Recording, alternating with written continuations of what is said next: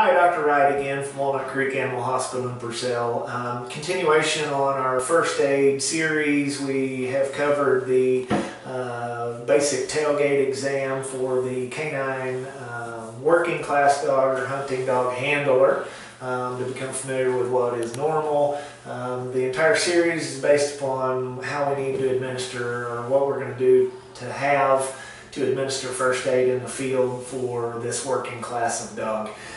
Brings us to the next section, which is a video basically of different types of field first aid kits that are available, and they're on the market. There are a few commercially available first aid kits for pets. There are many human first aid kits, generally referred to as individual first aid kit or IFAK kits. I kind of like these from the perspective that they all usually come in some type of small carrying case that will have some moldy attachments where they can be attached to a belt or a backpack, and they're small enough obviously to travel with you on your belt or a backpack and not be cumbersome while you're trying to work your dog or work with your dog.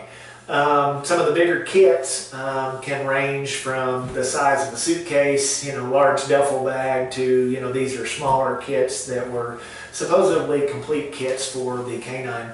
Every one of these that I've evaluated, none of them have specifically in them what I feel like I would need to be in the field to cover the things for first aid that we would encounter or possibly encounter with that working canine. They all have multiple components that are the same, even the human side, but there's always, each one of them will leave one of the things out that the other one might or might not have. So what I'm going to try to do in the next video series is lay out specifically what it is that I would take to the field as a field kit, and what also I would be prepared with for a truck or camp kit to deal with that injured working dog once we get back to a localized secure area.